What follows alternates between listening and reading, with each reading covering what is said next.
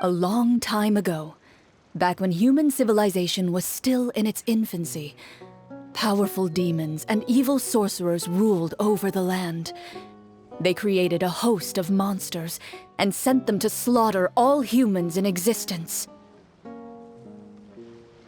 Soon, a group of human rebels banded together. With their swords raised, they swore to brave the darkness, and in doing so, subdue each and every monster that sought their destruction. They became known as the Marechaussee Hunters.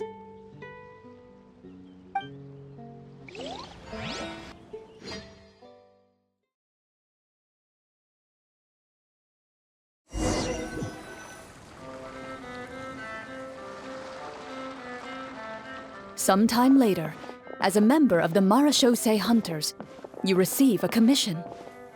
Following the address provided on the message, you take a boat and arrive at this strange city. As you inhale, you can taste the slightly salty air of the docks as you begin to survey your surroundings. There aren't many people in the vicinity, but you do take note of a few others who, like you, seem to be sizing up this place. Your eyes meet, and you realize these people are fellow Marechaussee hunters, likely led to this location after receiving the same commission as you. You're all Marechaussee hunters too, right? Allow me to introduce myself. The name's Navia, monster hunter by trade and helpful neighborhood businesswoman on the side.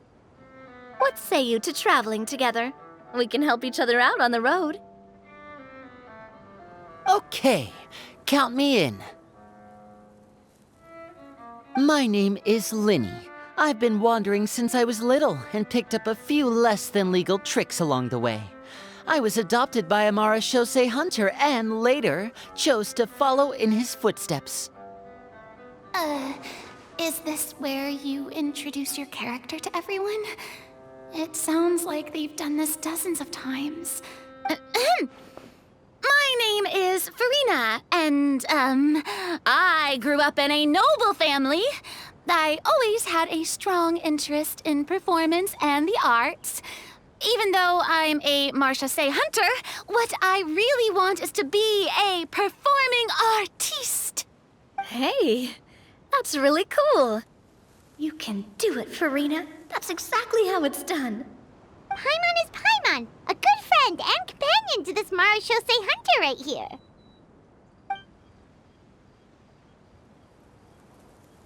I've been studying medicine ever since I was a child.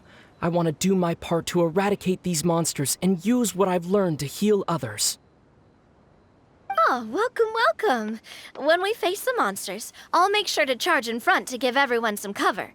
You can take care of the healing at the back. You open your envelopes at the same time. The message reads, "To the honorable and trustworthy Marechaussee hunters, our kingdom is currently facing a grave crisis. The lands outside the capital have been overtaken by monsters, and our people are being led astray by forces of wickedness. We beseech you, please help us resolve this crisis and return peace and stability to our home." Huh. The layout of this city looks super familiar. It kinda reminds Paimon of Mondstadt! The scriptwriter must have used a real-world city as a reference when coming up with the map.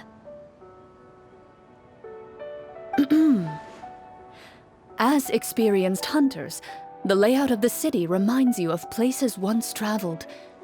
You recall the sight of tree-lined streets and the gentle tranquility of days gone by. Yet, as you regard the city in front of you, it appears to be little more than an empty shell. Its hollow gates are open to you, beckoning you to come forth and bring salvation back to the town. I carefully read every line of the letter and turn my attention to the signatures at the bottom. Who issued this commission to us? You see a long string of unfamiliar names. It would seem that many of the residents of the city issued this commission together. They sensed that things were not right within the kingdom and sent a distress signal to the outside world. In that case, why don't we take a walk around the city and see if we can learn anything from the local residents? Oh, good idea. We might be able to get some leads on the monsters and bad guys we're after. You look up and see a tavern nearby. It appears to be open for the day. Why don't we go check out that tavern? If the novels I've read are anything to go by, taverns are usually full of information.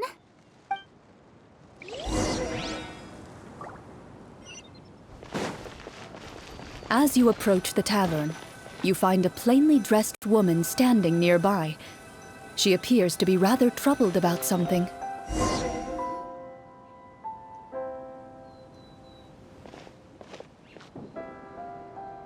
Greetings, friend.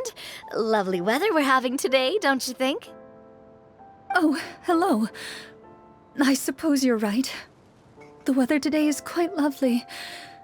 If only those monsters out there would stop causing trouble.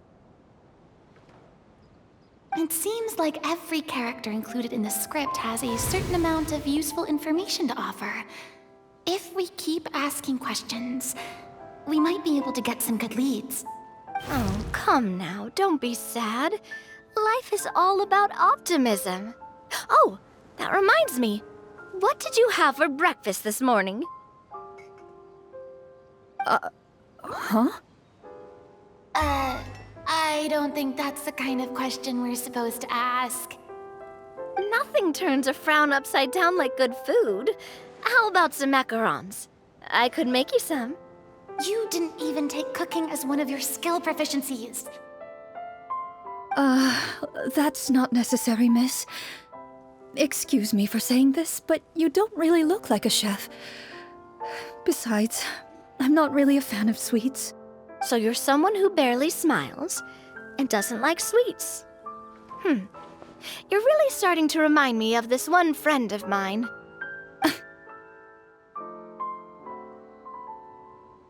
Hey!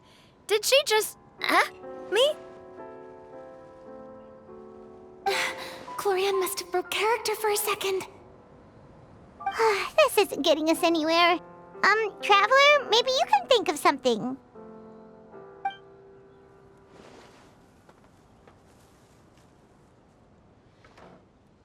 Are you sure?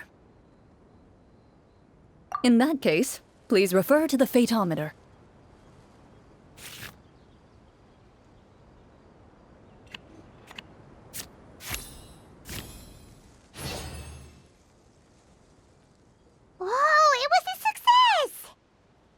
You remain silent as you prepare a pot and fire to use for cooking.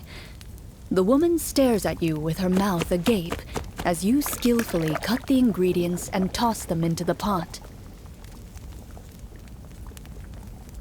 After some time, a rich aroma begins to fill the air.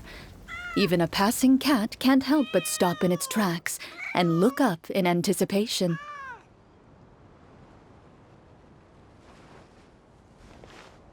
Please, have some food. Who knows, maybe you'll feel better after eating something delicious. Whoa, that's amazing. Wait, so as long as you pass the check, you can pretty much do anything? And it won't be seen as absurd? Oh, thank you. You were right. This food really did make me feel better. So, what had you so worried earlier? Could you tell us a bit more about it? Okay, let me fill you in. A horde of monsters suddenly appeared near the capital recently, so all the guards were dispatched to fight them. Do you remember when those monsters appeared? I'm not completely sure. All I know is that my husband was dispatched to fight them 3 days ago. Do you know where he was sent? It all happened so fast. When we said our goodbyes, he couldn't even tell me where they were sending him. You have our thanks, friend. We'll find and defeat those monsters as soon as possible. We sincerely hope your husband will be able to return to your side soon. Oh, thank you. Don't worry. We'll find him. Just try to remain optimistic and wait for good news. We don't always get to choose what happens to us. But we do get to choose the little things, like what we eat and how we respond to the things life throws our way. I hope that one day, you too will recognize the power of something as small and inconsequential as a delicious dessert. I'll do my best. You bid farewell to the woman, and continue your journey further into the city.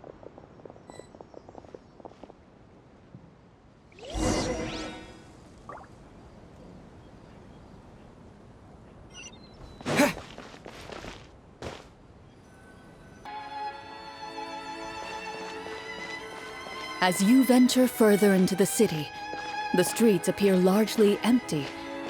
An elderly woman walks past. You see her shake her head as she puts away her wrinkled wallet. A nearby merchant folds his arms and gives you a disdainful look. You get the impression that he's someone who has long gotten used to the sight before him.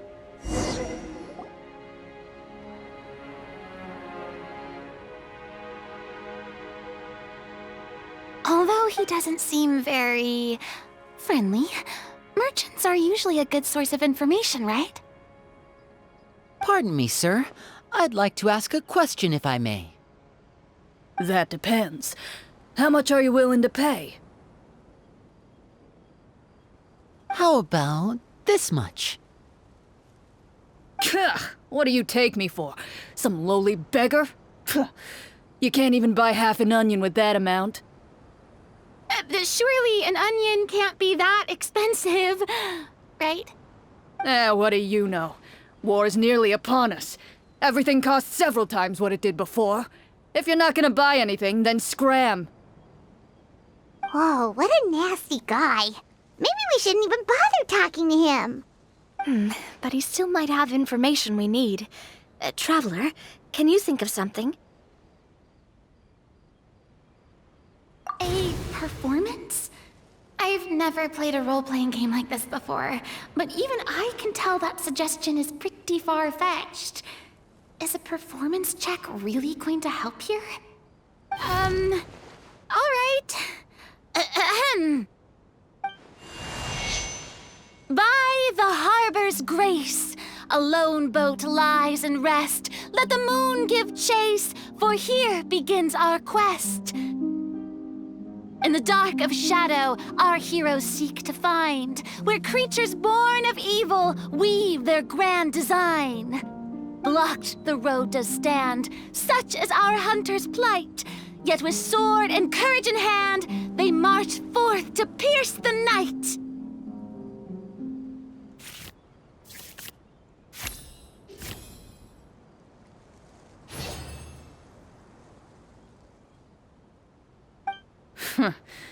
I don't recall asking for a bardic song. Don't expect me to give you any coin. But if you meant what you sang, and you are indeed some kind of hunter, then by all means, please, go out and kill those monsters for us. Those monsters are camped outside the city, and they've been destroying all our trade routes. We have limited reserves within the city, so if this continues, we're all gonna be in big trouble. Wait, you're saying no one has put a plan in place to distribute supplies or maintain order? We could all starve and those nobles in the palace wouldn't even break a sweat. Who knows? Maybe they've been in cahoots with the monsters all along. That is concerning.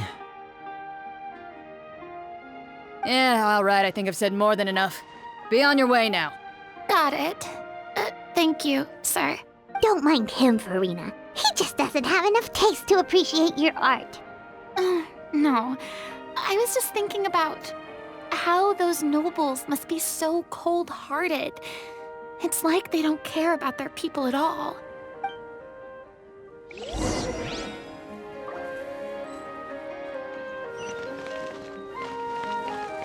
we try to go somewhere with more people?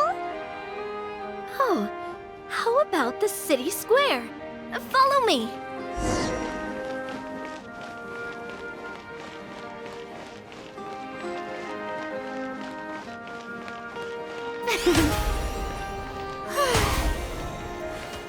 Before you lies the city's central square. You see a man with a slightly anxious look on his face, pacing back and forth, his head hanging low. He doesn't seem to notice your approach. Still immersed in his own thoughts, he shakes his head and lets out a long sigh.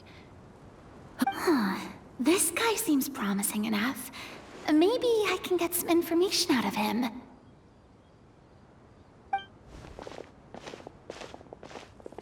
Hello, sir. Is there anything I can do to help you?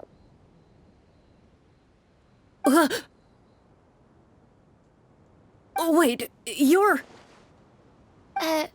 I'm... Oh, dear goodness! You're a Marechaussee hunter! You recognize us? Ah, are you one of the people who wrote the commission letter? Yes, yes! Oh, I didn't expect you to actually come! Oh, what great news! The city is saved! What happened here? Alas, we once lived comfortable, carefree lives. This city used to be free of monsters. The first Marechaussee hunter, Casiodor, the Golden Hunter, he was the one who drove them back. However, monsters have once again surrounded the city. Perhaps the seal that kept them at bay has lost its power. Or perhaps an evil sorcerer has been meddling in our affairs. All I know for sure is that their return has stripped the city of any chance at peace. Are there not enough soldiers to drive them out? It's not a question of numbers. The guards simply have no idea how to deal with them. Most people my age have never even seen one of the monsters, much less been trained to fight against them. What's worse, many of us don't even know the history of the Marechaussee hunters anymore. When I was a child, though, my grandfather would tell me stories about how the Marechaussee hunters drove back the monsters. So, on the off chance that something might come of it, I decided to reach out to you. To be perfectly honest, I was starting to think all those stories were just tall tales. But now that I've seen you in person, I finally know that it was true! Well, you can rest easy, friend. The righteous and formidable Marechaussee hunters are on the case. The man is touched by your determination and resolve. His eyes begin to well with tears of relief. Still, if we are going to hunt the monsters, we need to know where to find them. Can you give us any leads? All I know is that the area outside the city is dangerous. I'm afraid I can't point you toward a specific location. Oh, although, if you leave the capital through the main gate and follow the road, you should run into a group of guards. They might know more about where to find the monster. I see. We'll go look for them then. All right, be careful. Oh, and one last thing. The monsters outside the city are just part of the problem. There are evil sorcerers inside the city as well, so be on your guard. They're actively working with the monsters, and have corrupted the court ministers with malicious magic. They're the reason why, even inside the city, everything has been a giant mess. Even one of our kindest ministers has turned into a boorish and unreasonable figure, interested in nothing but enacting laws that exploit the people. Who knows how much longer we'll be able to go on like this. Talk about being stuck between a rock and a hard place. I feel bad for him. Maybe we should try to cheer him up? Huh?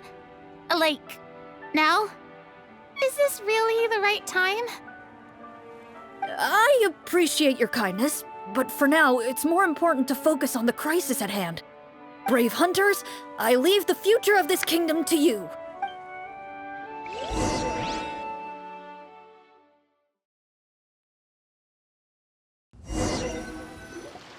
If I understood correctly, there are currently 2 problems in the kingdom that need solving, right? Exactly. We need to defeat the monsters outside the city and take down the evil sorcerer stirring up trouble from within.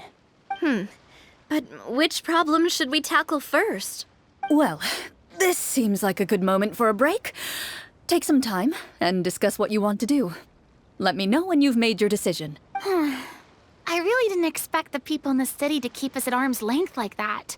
I totally thought the hunters would be treated like heroes. Well, Clorinde said the script took cues from the real history of Fontaine, right? Maybe the real-life Marechaussee hunters were also treated like that.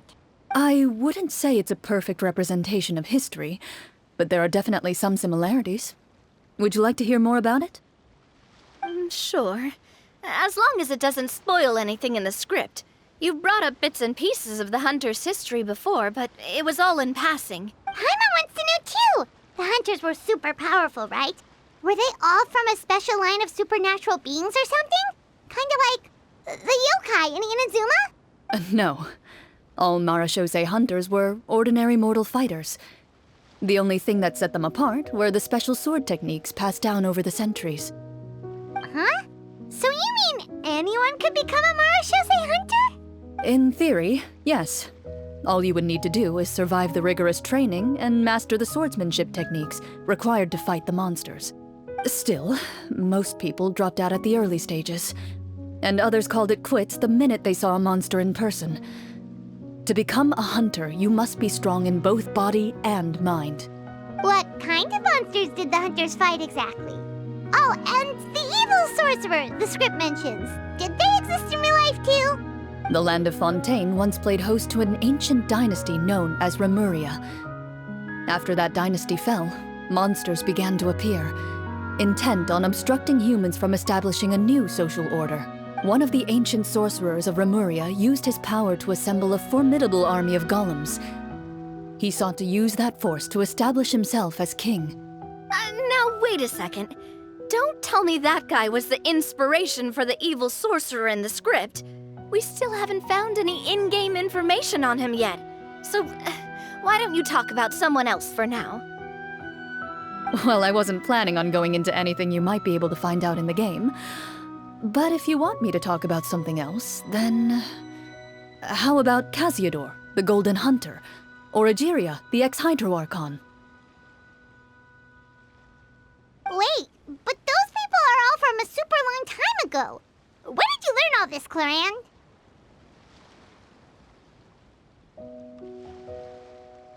From my master. Huh. By master, you mean Miss Petronia? Is someone you know? Absolutely. Miss Petronia and my father were good friends. Back in the day, she would often bring Clorinde over to play, but then... Let's not get off topic. Anyway, back to what I was saying. Responding to Egeria's call, a number of warriors followed Casiodor into battle against the monsters. This group of warriors, under Casiodor's leadership, became known as the Marechaussee Hunters. Yet, as Fontaine entered an era of peace, their work gradually became obsolete. The Marechaussee Phantom, originally an association made up of hunters, eventually came to be predominantly comprised of Melusines. Ah, I see. That explains why most of the people in the script have forgotten the hunters or think of them as nothing more than a legend. Is that really a bad thing, though? It can get tough always being the one shouldering everyone's expectations. Depends on who you ask, I suppose. If the name of the organization no longer commands respect, investigative work is bound to suffer. Speaking of investigations, which problem should we tackle first? Monsters or evil sorcerer? I vote monsters. That's the main duty of the hunters, right? We can come back to the sorcerer later. Well said, Miss Furina. Plus, if the sorcerers really are the masterminds behind this whole thing, defeating the monsters could give us some clues on their intentions as well. What about you, partner? What do you think? It's decided then. All right. After some discussion, you decide to turn around and head out of the city.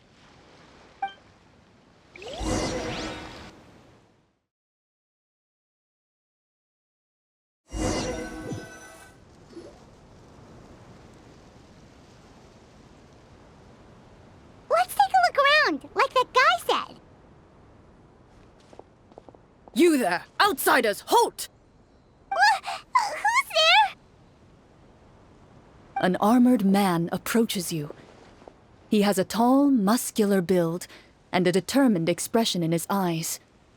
Just one look, and you can tell he's fought in his fair share of battles. Although he's trying his best to conceal his current state, his uneven gait and the sweat dripping down his forehead make it obvious that he's been wounded and is in serious pain. I'm the captain of the guard. I saw you sneaking around the city earlier, so I'll only ask this once. State your purpose, or it's off to the dungeons for the lot of you. Wow, it's been a while since someone's been this suspicious of us. I said talk, not whisper between yourselves. Have you ever heard of the Marechaussee hunters? Marechaussee hunters? Ha! That fairy tale, you mean? What, you expect me to believe you're one of them?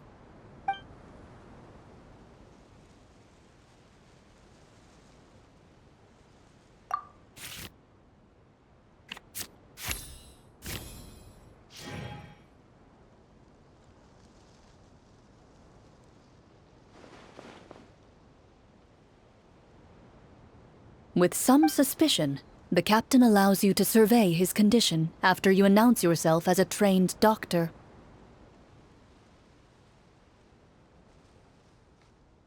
Unfortunately, you're unable to adequately assess the source of his injury, much less come up with a way to relieve his pain. I'm sorry. My skills are a little rusty. Well, this is no ordinary wound. It was inflicted by a monster. Now tell me, are you truly a Marechaussee hunter? He regards you with suspicion for quite some time before shaking his head.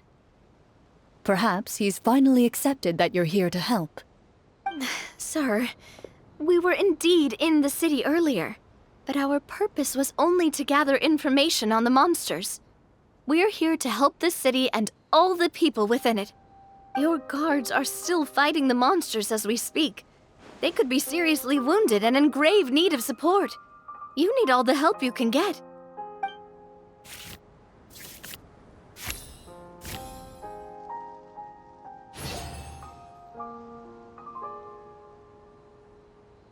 The man regards you with doubt and concern. After a period of inner struggle, he lets out a long sigh and informs you of the locations where the monsters have appeared. Some of our new recruits have never even dealt with a petty thief, and now they're out there fighting monsters. If it weren't for this cursed leg. Oh, please, sir. Don't get too worked up. You need to focus on your recovery. Just leave the monsters to us. We're Marechaussee hunters, after all. Hearing you say that, a glimmer of hope flashes in his eyes. But it disappears almost as quickly as it came. Those monsters aren't easy to deal with. But if you insist on going, I won't stop you either. I just hope all the guards will be able to come back to their families alive. I wish you the best of luck.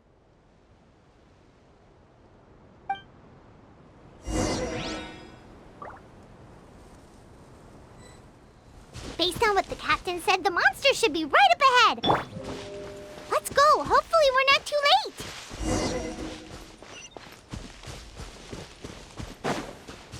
As you approach the battlefield, you see numerous people lying by the side of the road.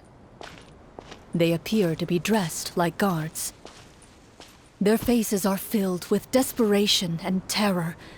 Some are screaming and cursing in vain, as if still trying to banish the monstrosities they saw from their minds.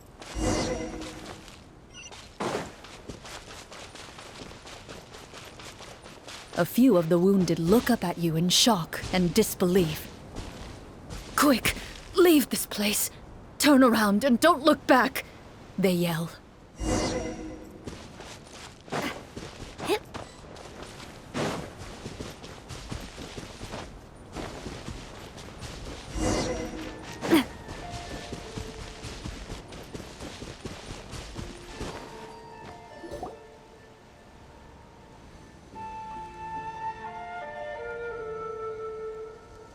This is the place he mentioned, right?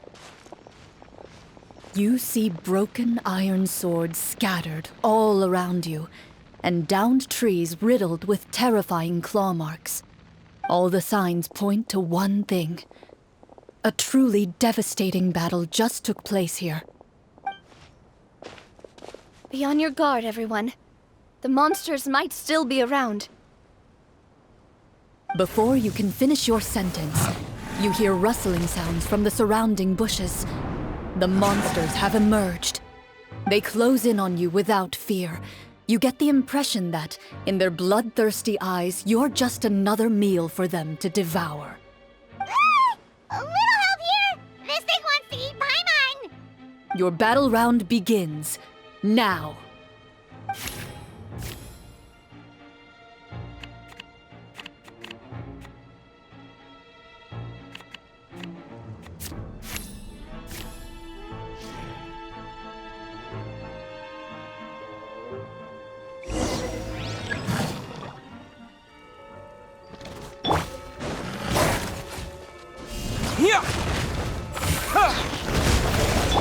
Yoo-hoo! Let the world come alive! Coming at ya! Coming at ya! A proper send-off! The next battle round begins now. Fellow warfare, I guess! Ha! The monsters let out a terrifying roar of anger and resentment before dissipating into thin air. Ugh, thank goodness it's over. We're lucky the Marechaussee Hunter class came with all those preset skill points. Otherwise, we would have been in some real trouble.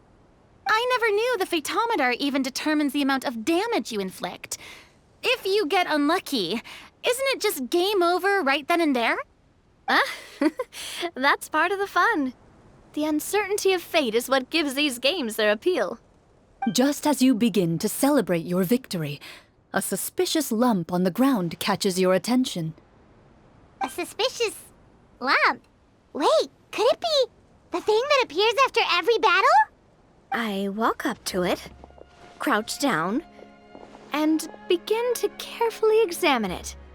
I've still got my right glove on, so it should be fine for me to touch it, right? As you investigate the mound, you discover that the exposed portion appears to be made of wood. It was previously obscured by the large form of the monsters.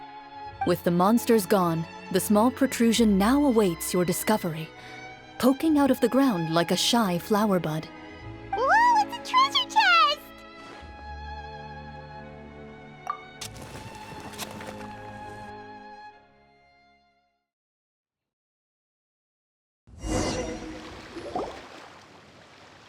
With everyone's help, you successfully excavate the wooden chest from the ground.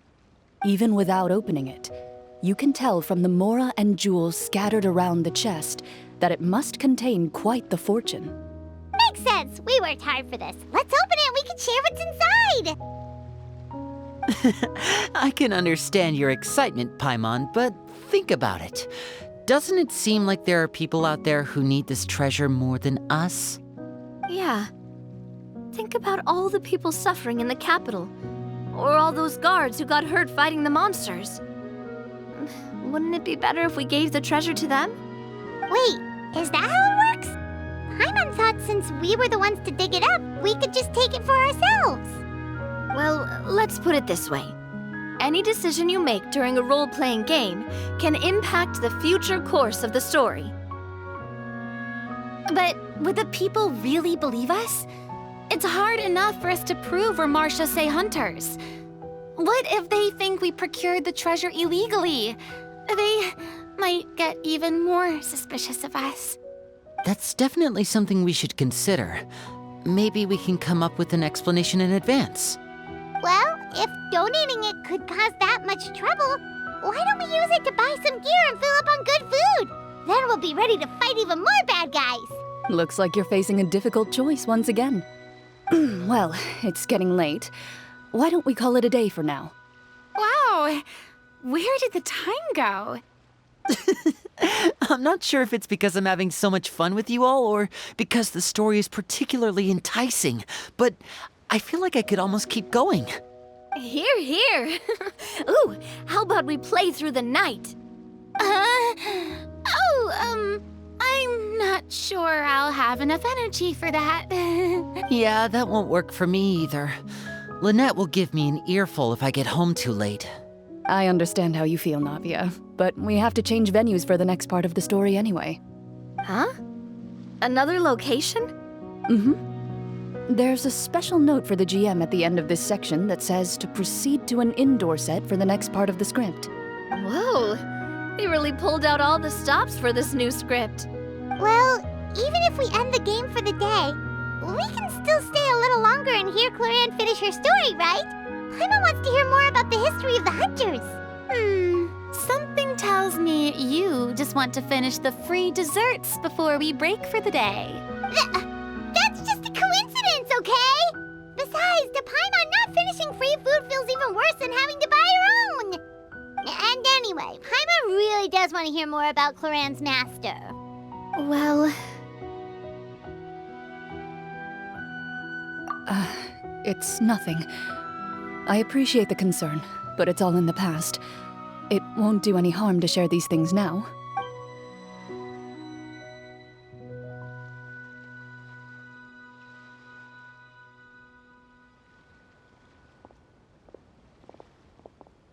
My earliest memories are of living with Master. According to her, she saved me from certain people of ill repute.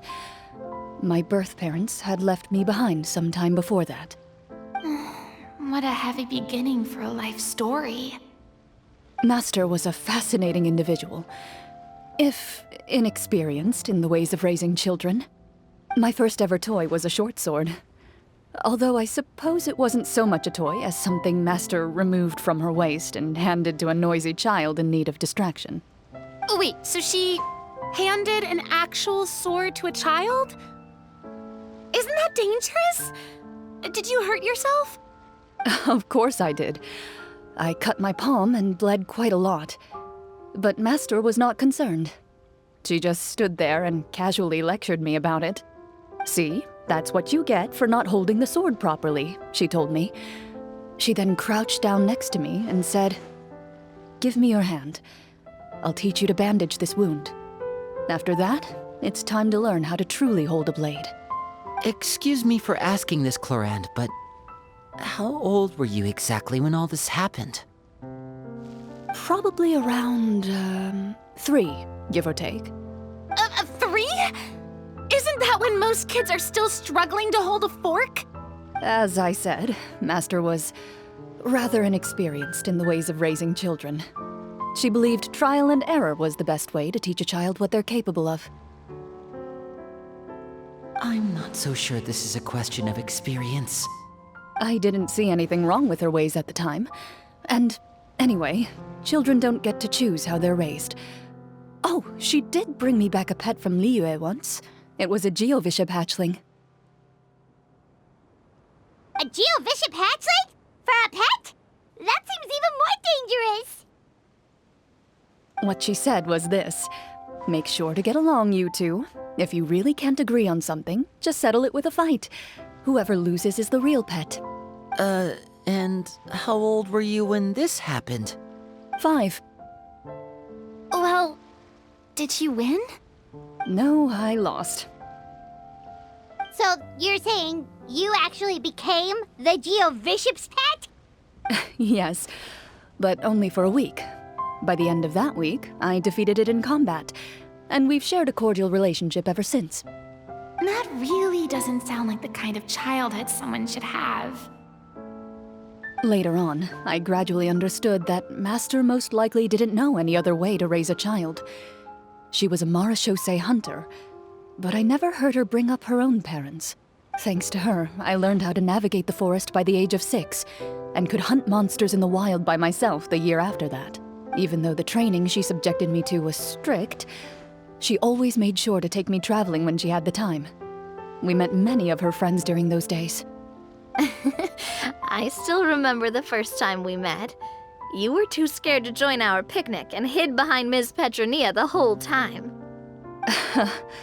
I still hadn't really met many children my age at that time, so I didn't know how to interact with others. After that, though, you started coming over a lot. You loved challenging people to shooting competitions, remember? I don't think many members of the Spina ever beat you in one of those. I had a lot of fun during those days. I enjoyed them too. Oh, do you remember that one time we went exploring around the Spina together? We overheard Papa call your master Fontaine's Protector of Justice. We tried to pretend like we never heard anything, but you nearly let it slip that one time. Protector of Justice? Oh, wait, you mean that vigilante hero from 20 years ago? The one who was always active at night? Yep, that would be her. She often would put on a black cloak and go out at night. I never knew where she went or what she was doing. Until, like Navia said, we overheard the truth from Mr. Callis that night. 20 years ago, huh? I still remember the guards leaving all kinds of witness reports about her on Nervalette's desk. My apologies. Oh, there's no need to apologize. You had nothing to do with it. And anyway, everything she did was for a good cause. Although, calling herself the Protector of Order was a bit much, especially when she deliberately operated outside the law. Huh? When did the Protector of Justice become the Protector of Order? Oh, she had a bunch of code names. I heard she would just come up with a name on the spot whenever she was asked. Later on, she probably got sick of answering those questions and decided to stick to just 2. The Protector of Justice and the Protector of Order. That sounds like her, all right. I bet she forgot which of the 2 she'd use by the time she got back each night. Well, she certainly sounds like a fascinating individual. With her strong sense of justice, it's no surprise her student followed in her footsteps. It's true. I always wanted to become like her. Someone powerful, independent, and with a strong sense of conviction. But...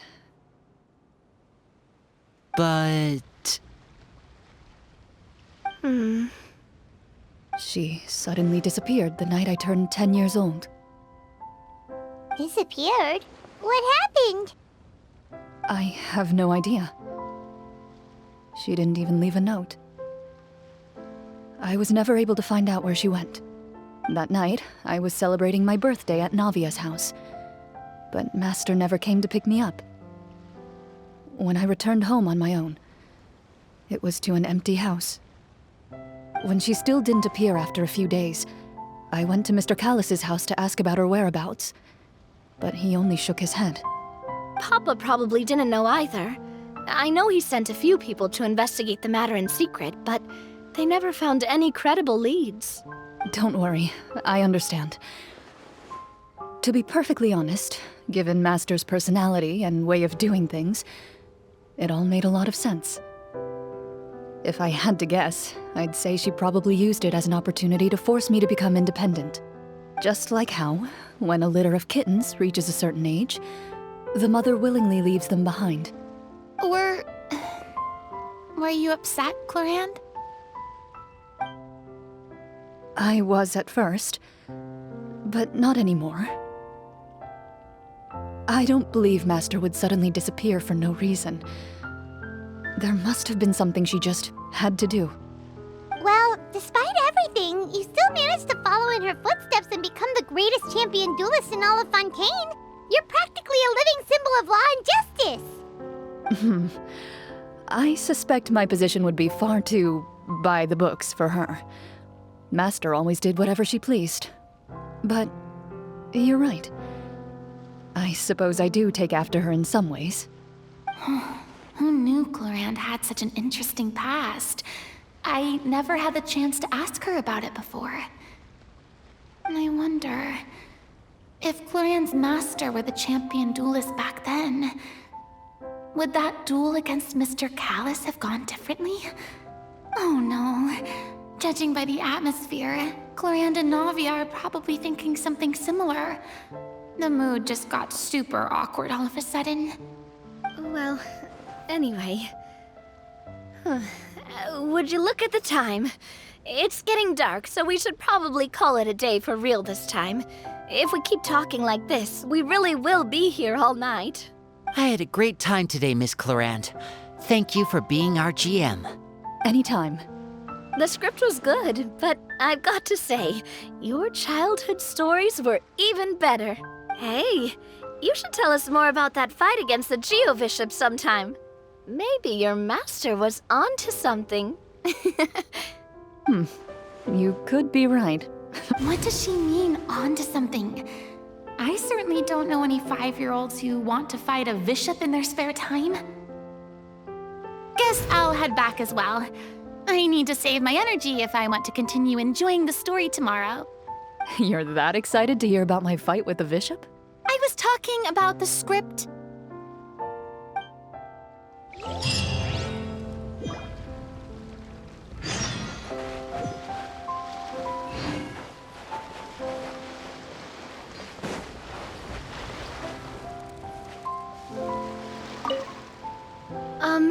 Just between the two of us, could you tell me what it was like to be the Geo-Bishop's pet?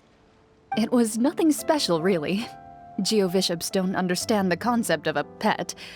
So basically, it just headbutted me whenever I entered its territory. And that hurt? Yeah, it hurt. What, something you want to experience for yourself? Oh, I'm good. Thanks.